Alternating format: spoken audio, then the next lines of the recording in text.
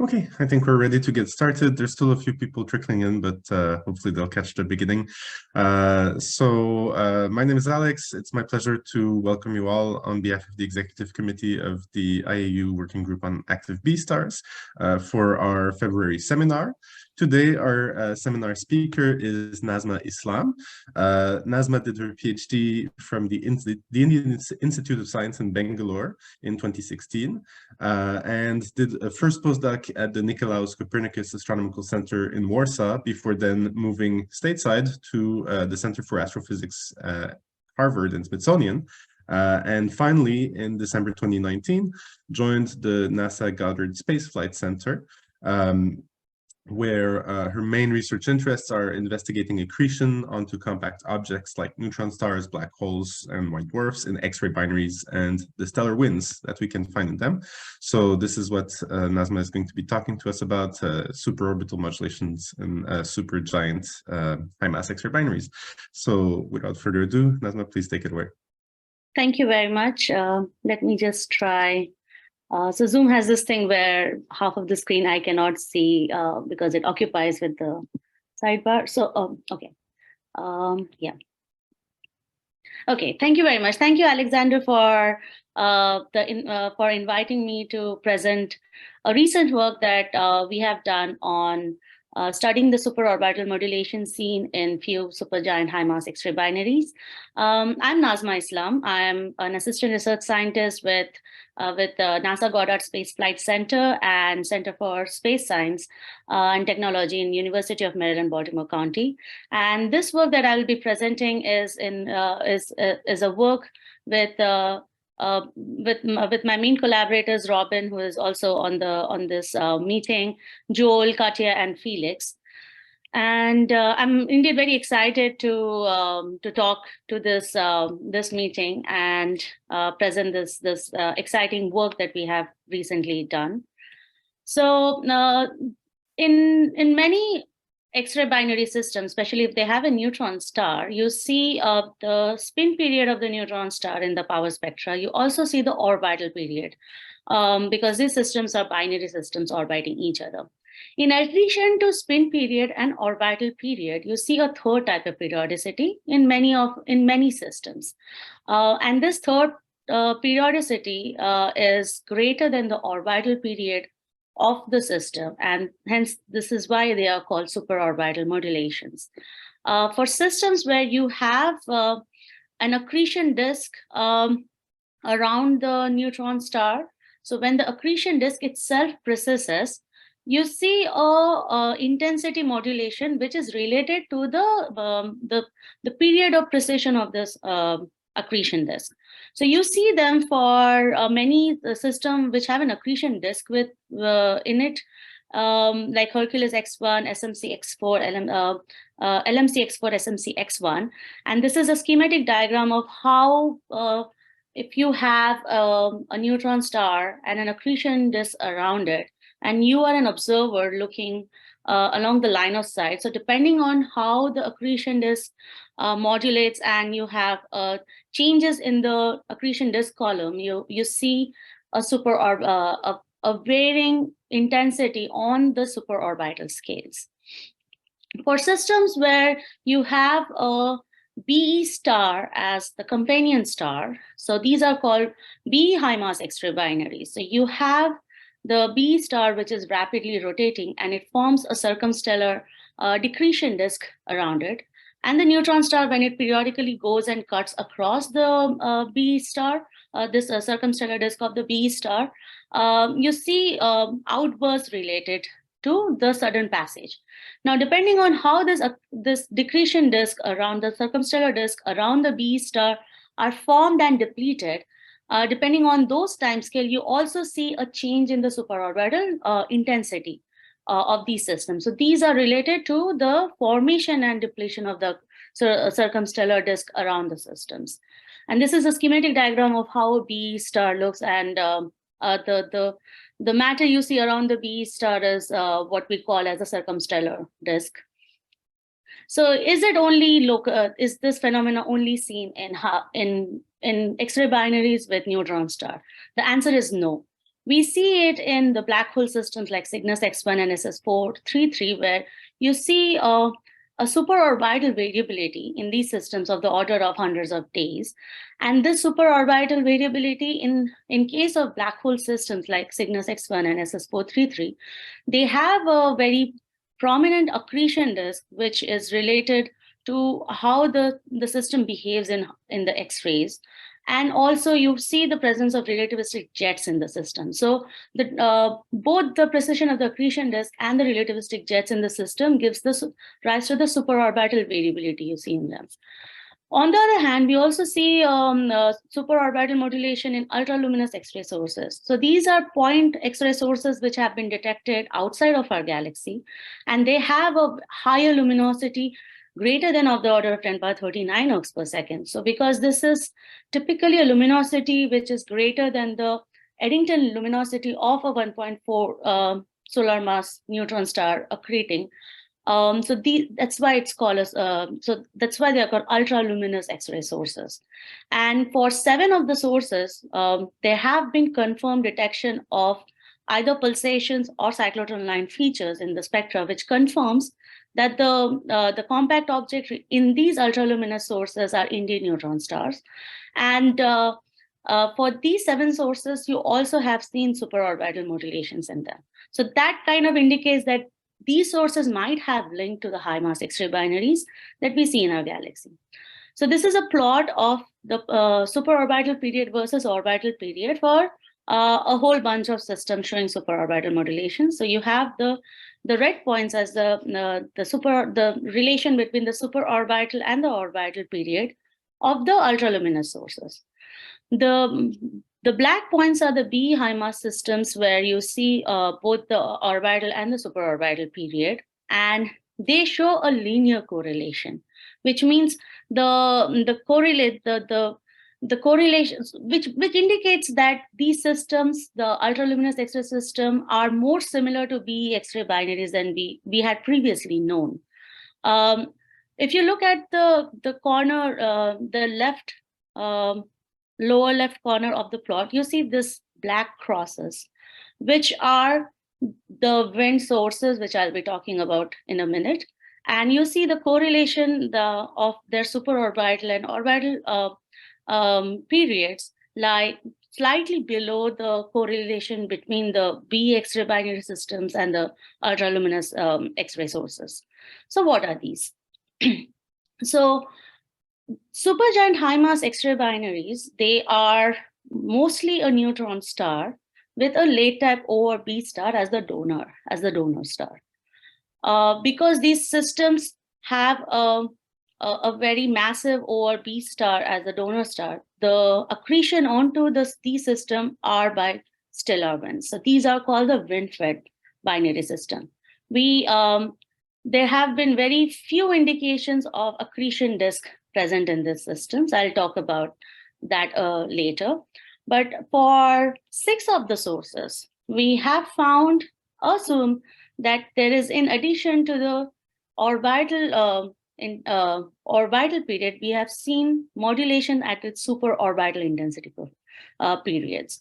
And since, as I've talked previously, you see superorbital modulation if there is a structure present in the system. Like if you have an accretion disk, or if you have a circumstellar decretion disk, or if you have jets in the system, you see superorbital modulations in them. But in these systems, because these are stellar wind-fed systems, these provide a less structured environment compared to a accretion disk.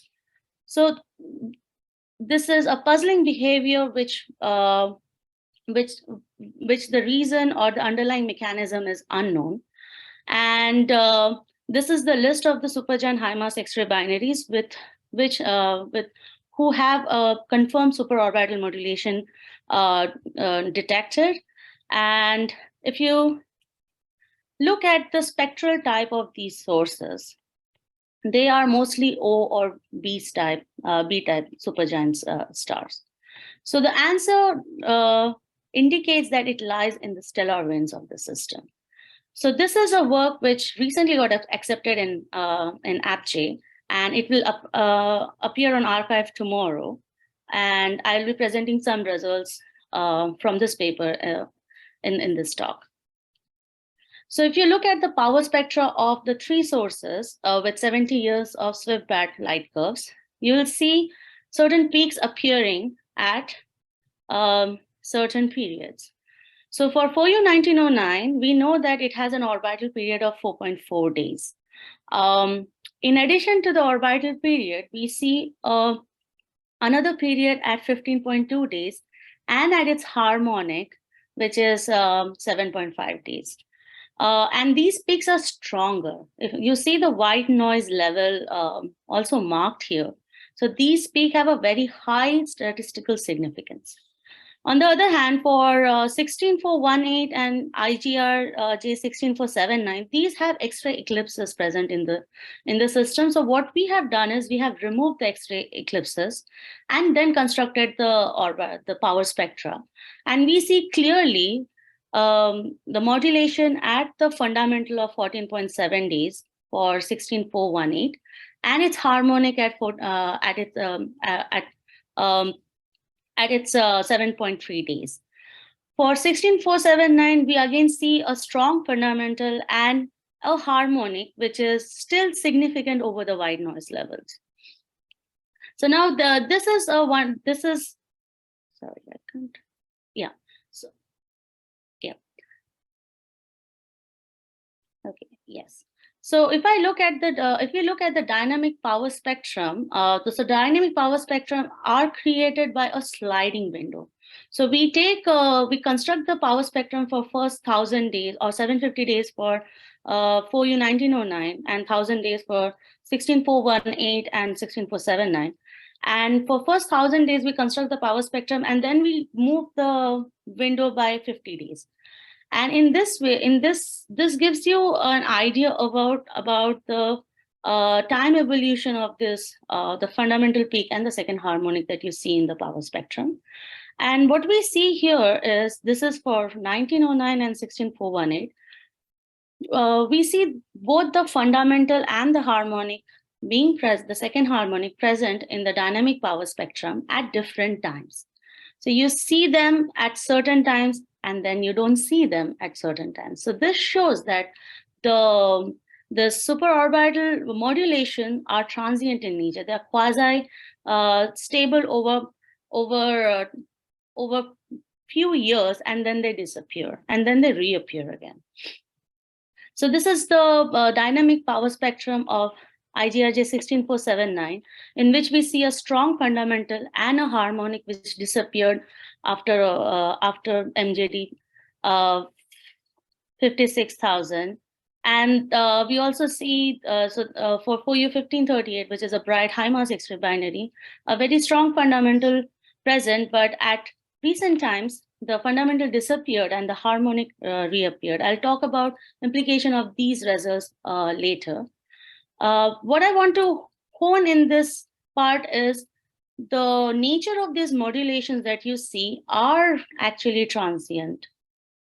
So this is the sources that I've presented earlier are the ones in which you see both the fundamental and the second harmonic peak present. But we also have sources like IGRJ 16493 and 2S0114, which only have a fundamental peak present. We have not seen a harmonic, a second harmonic in the power spectrum. This also answers the question of why we only detect the superorbital modulation in only very few high mass X-ray binaries. So this is a tentative detection of a superorbital modulation in IGRJ 16393. And what we see here is the modulations were only present briefly at a certain time. And that's why it's very easy to miss out detecting the superorbital modulation for many other supergiant high mass X-ray binaries. Now, if we look at the superorbital intensity profiles of these sources, so the superorbital intensity profile is created when you have the light curves, in this case with swift bat, and you keep folding them over its superorbital period. So depending on when we see the either the fundamental or the harmonic present in the system, we folded it, those light curves with the superorbital period. And what we find is for the times when both the superorbital, the fundamental and the second harmonic are absent, it's there is very less modulation seen in the superorbital intensity profiles. For times when we had both the fundamental and the second harmonic present, we see a stronger modulation, and it looks like this modulation is also double peaked.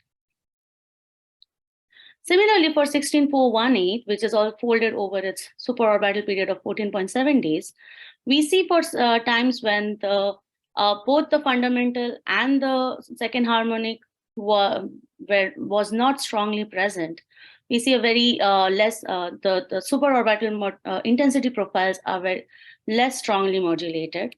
However, for the times when only the fundamental was present with a very high intensity, a strong single peak structure seems to appear in the superorbital intensity profile.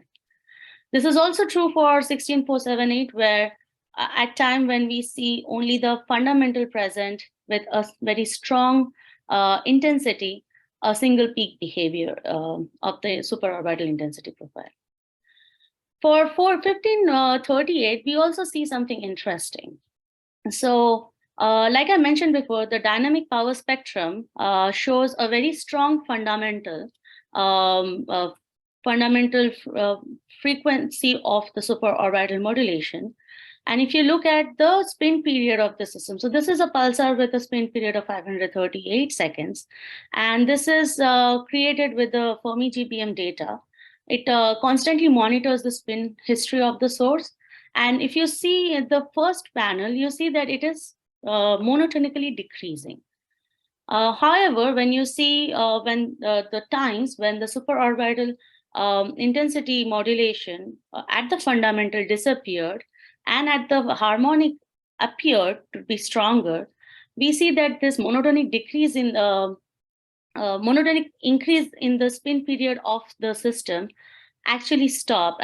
It flattened down, and now what we see is a torque reversal, where the spin history, when the spin period is again rising for this source. So this indicates that the spin history evolution of these systems which have a superorbital modulation are related to when the strength of the superorbital modulation changes. We try to look this behavior for 4U1909 and 16418, except for 1538, it has been constantly, it's one of the bright Supergiant High Mass X-ray binaries. The spin period has been consistently monitored over 10 years and more by the Fermi GPM monitor. So you have spin period history, which is very quite. So you have spin period history which are present throughout. But for 4U1909 and 16418, these systems have been only looked at by pointed observation with RXT or NuSTAR or integral. So you don't have a consistent spin history of these sources. So it is very difficult to judge if the spin period evolution of these sources are related to the changes of the superorbital modulation for these sources. So with this reason in mind, we had submitted an AstroSat proposal which would monitor the spin period evolution of these sources, and this would help us connect to its superorbital modulation, and this proposal has been accepted in the last cycle. We also carried out the NuSTAR observation of the sources showing superorbital modulation at its the superorbital maximum and the minimum phase. Unfortunately, the NuSTAR observation happened at the time when both the superorbital modulation at the fundamental and the second harmonic had disappeared. So the red lines here show this, the NuSTAR observation which were carried out for these three systems. And as you can see, they were all carried out when the superorbital modulation had disappeared. Unfortunately, this is the nature of life. When all the three sources had decided to not show the superorbital modulations when we looked at it with NuSTAR. So we do not find any concrete changes in the superorbital behavior between its maximum and minimum phase. These are the light curves of the NuSTAR observation for FOU 1909, which has been with its spin period of 603 seconds. And this is for 16418. This is a supergiant fast X-ray transient. So these are systems where you see short flares happening very, very frequently. And there are various reasons which are attributed to why these frequent occurrence of short flares happen. And one of the reasons is attributed to the clumpy nature of the stellar wind in the system. And this is for 16479, where you see, in addition to the short flaring in the system, you see two large flares where the intensity had increased by a factor of 100.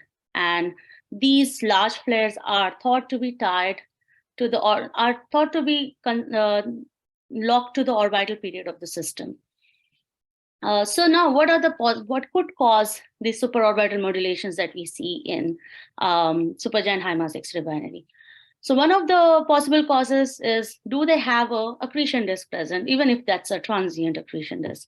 So for 2S0114, a transient accretion disk is actually thought to be the reason that causes the superorbital modulation for this source. However, we do not see a transient accretion disk in many supergiant high mass X-ray binaries, and certainly there have not been any indication of a transient accretion disk in the in the 5 sources that have shown superorbital modulations. Also, if we think in terms of a transient accretion disk, we cannot account for the fact that there is a second harmonic peak seen in the power spectrum. So the other reason could be tidal oscillations. So tidal oscillations occur when you have a non-synchronously rotating stars, and the neutron star draws the stellar wind from the supergiant star due to this non-synchronous rotation, and this can lead to a fluctuating accretion rate onto the neutron star. This mechanism has been also proposed to account for the superorbital modulation seen in 2S0114. However, this mechanism only holds for eccentric orbits, for circular orbits. We don't know what happens for eccentric orbits. There are models which do account for tidal interactions or tidal oscillation from an eccentric orbit between system in an eccentric orbits. But again, it does not account for the fact that we see the superorbital modulations in the system at certain times. It does not account for the quasi-stable nature of the tidal oscillation. What could cause the tidal interactions to stop spontaneously for many sources is something that tidal oscillation model does not fully account for. What we think is the important mechanism or the dominant mechanism for these systems is something called the CIR model. So CIR are co-rotating interaction regions, which are formed in the winds of the OB supergiant stars. This is also very similar to the CIR that we see in the solar winds. So what happens is, due to large-scale structure, due to irregularities on the surface of the donor star, in this case, this is an OB supergiant stars, this can lead to large-scale irregularities in the stellar wind. And these irregularities can lead to an enhancement of density in the stellar wind of the supergiant star, which are a couple of hundreds of stellar radii away from the donor star. So this is a hydrodynamical simulation of how a CIR in the stellar wind of a supergiant would look. And the reason that can cause these large-scale structures are also related to the mechanisms that occur on the surface of the donor supergiant star. So it could be either a dark or bright spots or non-radial pulsations, and these can give rise to these CIR in the winds of the supergiant star. So when you have a neutron star orbiting the supergiant, the supergiant star, whenever it crosses the CIR, we think that this causes the modulation of the intensity at the superorbital period. So it is the beat frequency between the CIR and the supergiant high mass X-ray binary orbit that are thought to cause the superorbital modulations. So this is an animation which is produced by Emma Barani. She is a MICA student, Maryland Institute of College Arts student, who worked with Robin over a summer and created this amazing schematics of how a neutron star rotating in an orbit with a supergiant star with a single CIR would look. So this is for a single CIR crossing. On the other hand, if we think that there are more than one CIR or a double CIR in the system, this is how schematically it would look, where you see the neutron star crossing two CIRs, and this could possibly give rise to the modulation at the fundamental and the second harmonic. So if we look at the light curves that are created when you have a single CIR, it looks like a single peak structure, which is something that we have seen in the superorbital intensity profile for the sources that we have studied. On the other hand, if you have two CIRs crossing of the neutron star in the supergiant high mass X-ray binary orbit, it would give rise to something what looks like a double peak structure. But also you have to, the main input that goes into this calculation is where the CIR are, how far away they are from the donor star, and when do the neutron star cross them. So this is more of a simplistic overview of how one CIR and two CIR crossing would simulate the superorbital intensity profile. Now, these CIRs are not synchronized to the orbital frequency, because if they are synchronized, you don't see a superorbital modulation. So what we could think is the CIR could either be rotating faster or slower than the orbital frequency. So there are two possible periods for the CIR periods, depending on if they're moving faster than the orbital frequency or slower than the orbital frequency. So this is a plot of what happens if you have a CIR which is moving faster, that is the dashed line on the top, and if you're moving slower. In both the cases, what we find that the CIR period is highly correlated with the orbital period. Now, what could cause deviation from the orbital synchronization for the CIR? So for eccentric orbits, we consider that the synchronization is driven by the orbital velocity of the peristron, and that could in effect lead to CIR rotating faster than the orbital frequency. But for differential rotation, we do because the CIR are tied to the star spots, and these star spots could necessarily be anywhere on the star. It could be at the equator, it could be at the higher latitudes, and depending on where the star spots are formed, it could mean that it is rotating faster or slower than the orbital frequency. So for Zeta Puppis, which is a O-type star, it was found that the CIR linked to the spots at higher latitudes on the star were rotating faster than at the lower latitudes. So in conclusion, we have found superorbital modulation in 6 supergiant high mass X-ray binaries with 1 tentative detection. And these do indicate that the cause behind the superorbital modulation are the structure of winds in the OB stars. These superorbital modulation are found at the fundamental frequency and the second harmonic, and they have been present over different time scales of the year. So the model has to account for the transient nature of the superorbital modulation. The NuSTAR observation that were carried out were unfortunately at the times when the superorbital modulation had weakened. So this has also led us to improve our statistics of when we catch them at when the superorbital modulations are present. So now we are targeting other ways of catching them when the modulations are present, looking at its spin behavior or its fractional RMS. The current analysis do indicate multiple CIRs present in the stellar wind of the supergiant star. But however, we cannot conclusively rule out tidal oscillations that it could also drive superorbital modulations in the system. And there are a lot of unknown factors. We don't understand how the CIR forms, what causes the stability of this winds, of the structures in the winds. So we have targeted more optical observation of the CIR, more NuSTAR and AstroSat observation of these systems when the modulations are present, and also finding more systems. Right now we have 6, but if these modulations have been found to be transient, so we have to necessarily target our search at the time when these modulations were present in other supergiant high mass X-ray binaries.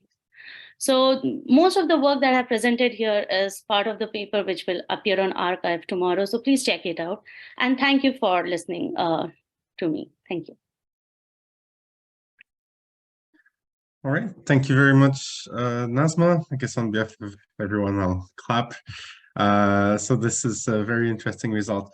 Let's open up the floor. We have actually quite a bit of time for questions. So if people have questions for Nazma on these results. So you can either just unmute directly and ask your question or type it in the chat. Yes, Yael. Okay. Oops, I don't know if you see me. Hello. So very nice talk. Thanks. It was very interesting. I've worked a little bit on Zeta Pipis, and there are 2 things which may be of interest for you. One is that this photometric variations that we see, they change amplitude with time, and that may be indicating that the spot changes, and then the CIR would change too, which would be totally in line with what you have, the change with time. And indeed, at some time, it's difficult sometimes even to see that modulation. I wouldn't say that it disappears completely, but it may be really, really low. One thing that we have seen in Zeta Pipis, I don't know if you see in your object, is that we do have modulation. Well, it would be difficult in your case to separate, of course, but we do have seen the change in X-rays associated to these photometric changes. So we can really phase the photometry in X-ray and optical, which was really of a great help. And depending on how you interpret, well, one idea is that indeed you have 2 CIR on each side. So it seems really in line with what you have. Okay, thank you very much. Thanks for pointing out this. This is certainly very interesting. One of the things that one of the objectives that we are also targeting is studying the CIR in optical, especially for some of the sources which have a bright supergiant stars. And this would certainly be something that we would be looking at. Great, thank you, Nazma. Doug, you have a question? Hi, Nazma. This is Doug Guys. I'm in Atlanta, Georgia. Thank you very much for a really nice talk. Thank you. I had a few questions, but I was just hoping to show one figure. Is it okay if I share my screen? Yeah, sure. I'll stop sharing. Thanks. Let's see.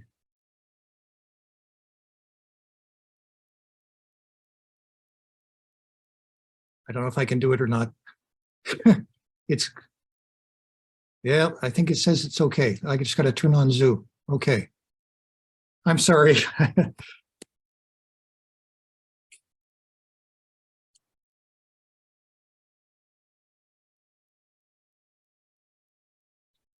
Well, I don't know if I can show it or not. Perhaps let me just see if it works. Yeah. Okay. I just wanted to show you. You may be aware of this, maybe not. This is a plot of not X-ray binaries, but classical beta Lyrae binaries. So these are binary systems that are engaged with active mass transfer, where they have two non-degenerate components, a mass losing component and then a mass gaining component. And this is from a nice paper by Ronald Menekent. I'll send you the link. But yes, he finds superorbital periods, and these also both in spectroscopy and in, well, primarily in photometry.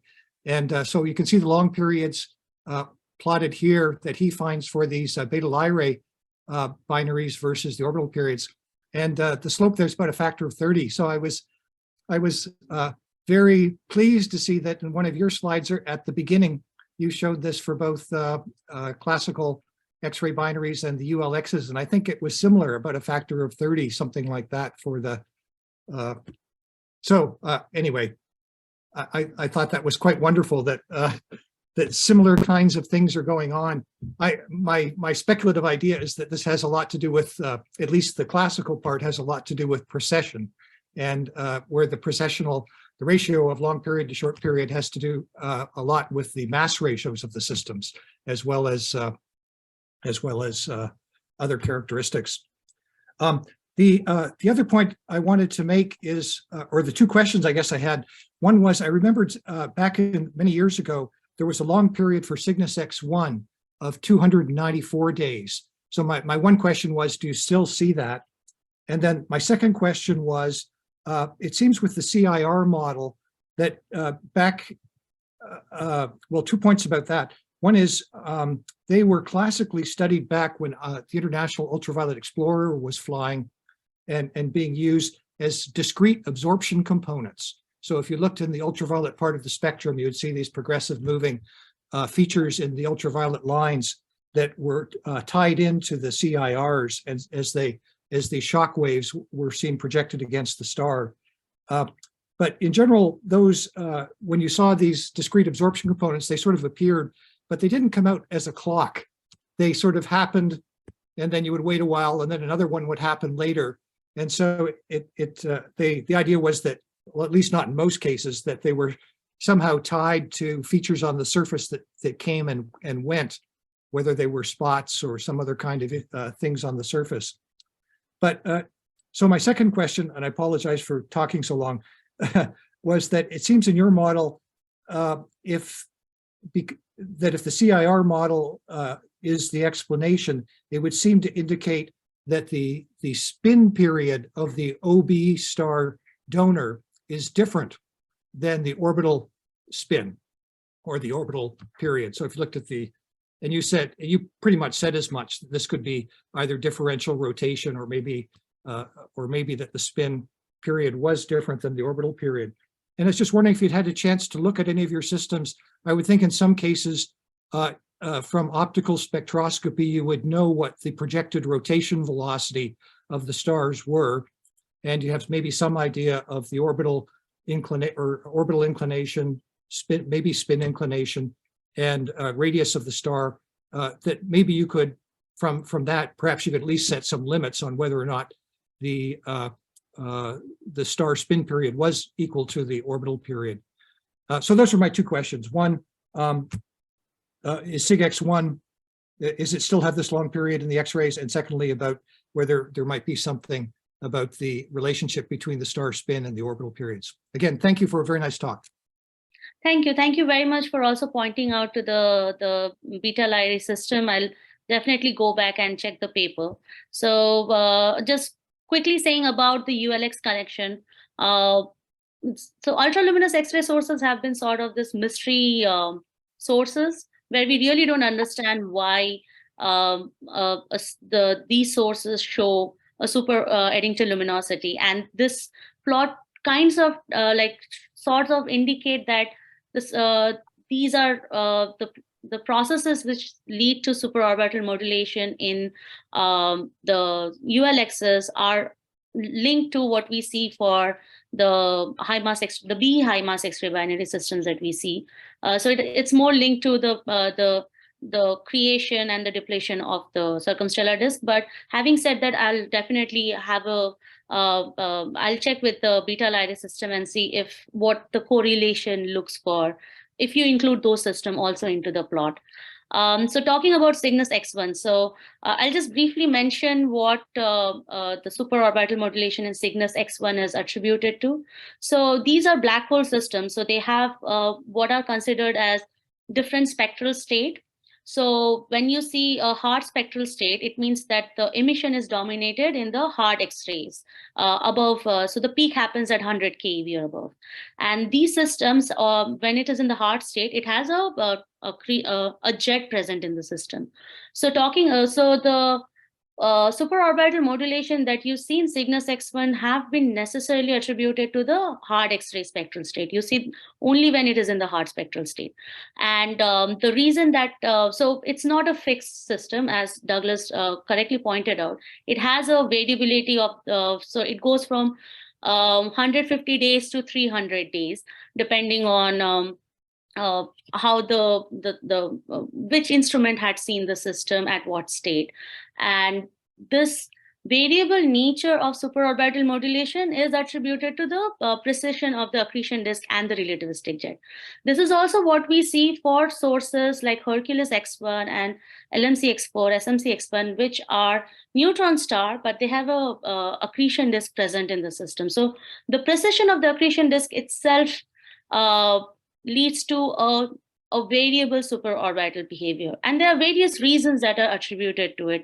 So you take into account the disk warping, the radiation effects, and all of these will give you a variable nature. So most of these mechanisms are also used for explaining the superorbital precision that you see for Cygnus X1, which happens in the hard state. On the second point, Douglas correctly pointed out that these CIRs have been first detected as the discrete absorption component in the spectra of OB stars. And this is still the current explanation, that you do see these CIRs which happen due to irregularities on the surface of the donor star, and that leads to the star spots or bright surface, dark or bright surfaces, which later creates this large scale irregularities. We haven't actually looked into the spin period, the correlation between the spin period of the donor star and the CIRs that are created. This is certainly a direction that I think we need to explore, that how the spin period of these supergiant stars modulate the CIRs that are created in these systems. But if you look at the hydrodynamical simulation of the CIRs in the Supergiant High Mass X-ray binaries, they do take into account the production of these star spots for a donor star which has a certain spin associated with it. But observationally, we are in a situation where we have very few sources to work with, but definitely we have some which are bright enough to also do a follow-up in optical.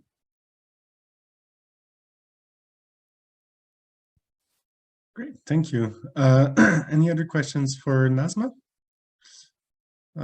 Maybe I'll get one in at this point. So Nazma, this is actually a funny thing. For those of you who don't know, we work at the same center, and this talk very much showed me that we should talk more about science together.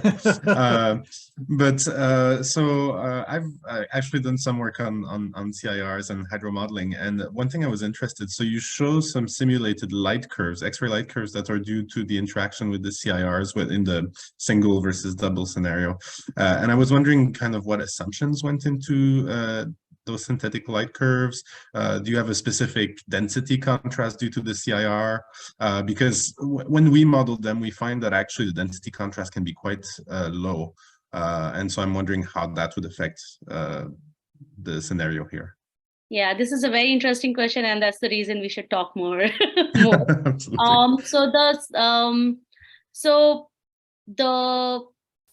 hydrodynamical simulation that, so this is the paper that talks about the hydrodynamical simulation of the CIR. So this is a very simplistic model that has been done. They do a lot of empirical modeling for this, like they take so they do it for one system, which is 16493, which was the superorbital high mass X-ray binary, which have a superorbital modulation. So they only do it for one system. Are you all set with your class? Sorry? Are you all set with your Oh, class? I think Douglas forgot to Hey, mute. thank you so much. I've I not will talked with mute Felicia him. yet. She's been Sorry. Okay, yeah, no worries. So this particular synthetic light curves have been done for only one system, where some details of the donor star is known. Like, you know, what is the spin period of the donor star? You know, what is the superorbital modulations are present on what time scales. But having said that, there were a lot of ad hoc assumptions that were put into the hydrodynamical simulation. And that is also the reason why we cannot compare the two. Because depending on where the CIR is present in the stellar wind, you'll have a different behavior reflected in the superorbital intensity profile.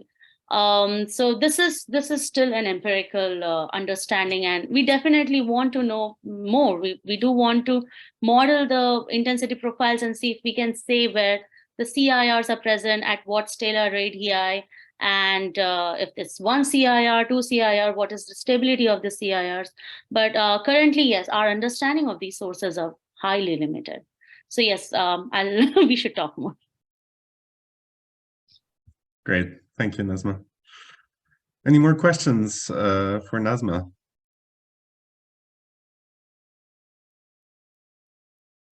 Okay, well, in that case, Nazma, thank you very much for this very nice talk and this very interesting results.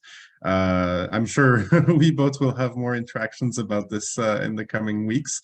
But obviously, if anyone else is interested in connecting with Nazma on this topic, please feel free to do so. And otherwise, I will just briefly advertise that we will have another seminar next month, which should be announced relatively soon. So stay posted for those. And thank you all for connecting to this talk today. So once again, thank you, Nazma. Thank you very much. Thank you for having me. It's indeed a pleasure to talk to all of you. Have a great rest of your day, everyone. Bye.